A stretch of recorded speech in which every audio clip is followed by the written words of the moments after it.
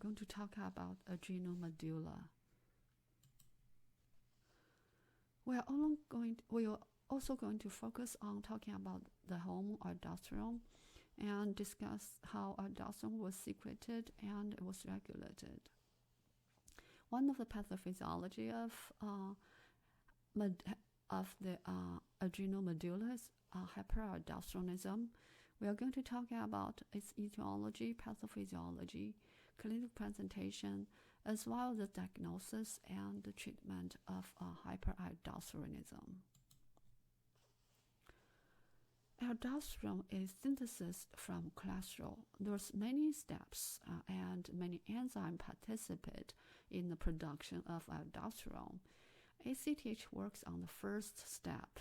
It works on stimulate the cholesterol desmolase. This is the first enzyme participate in the first step of aldosterone synthesis.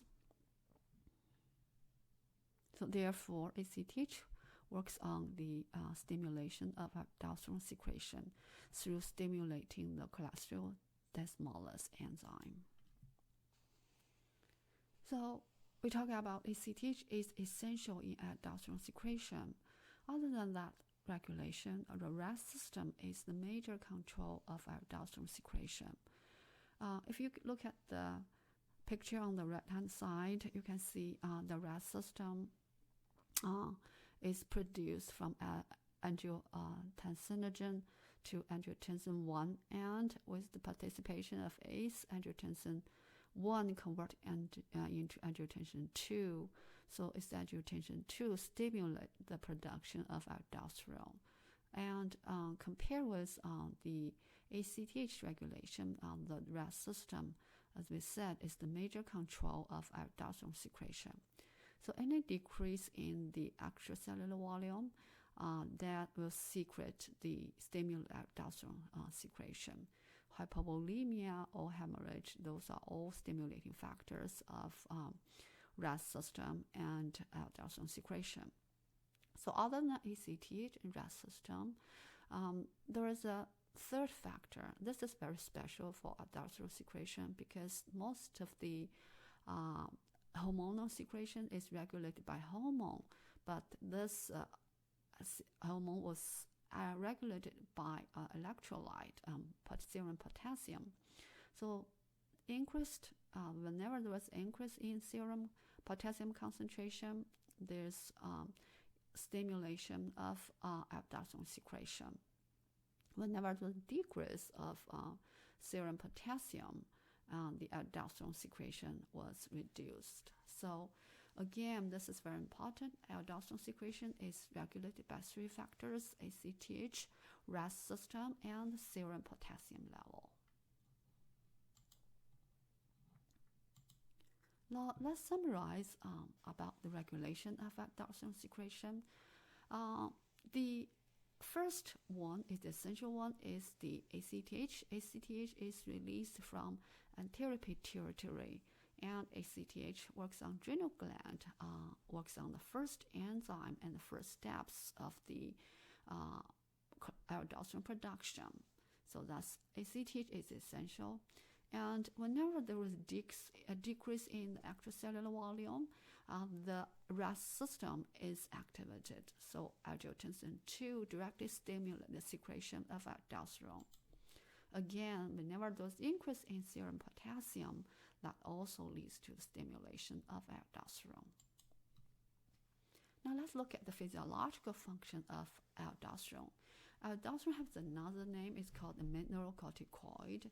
So that's because it works on the three electrolytes, on two electrolytes.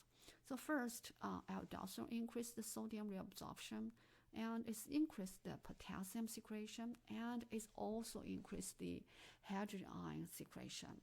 So that's the physiological action of aldosterone. Pretty simple, but very important.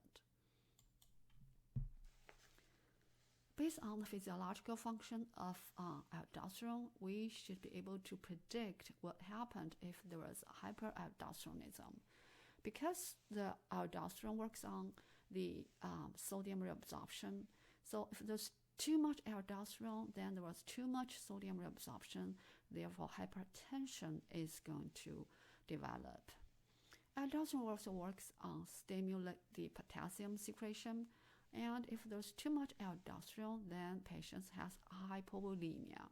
So same with hydrogen ions, because aldosterone stimulates hydrogen secretion. So if there is hyperaldosteronism, patient lost so much hydrogen ions, and that leads to alkalosis.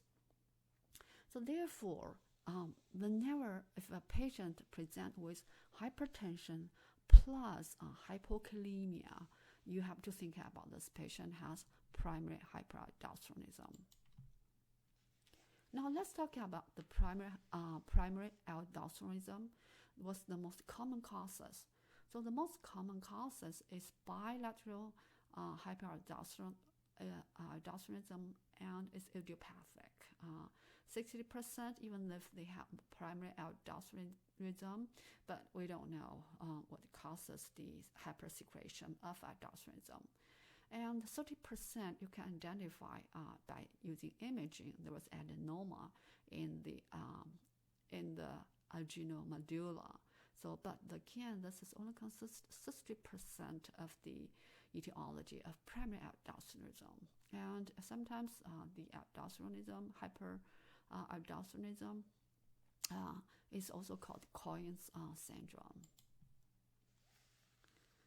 So again, as we discussed before, because of the aldosterone excess, patient has hypertension, but again, this is classically at a young age, not like an old patient who has hypertension, then that's majority is idiopathic or primary hypertension. But for a young age, if people who has hypertension at a young age, you have to highly suspect this patient may have aldosterone, especially in if patient also present with hypokalemia.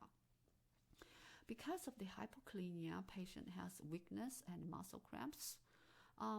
But some patient, in many cases, they have all normal potassium level as well.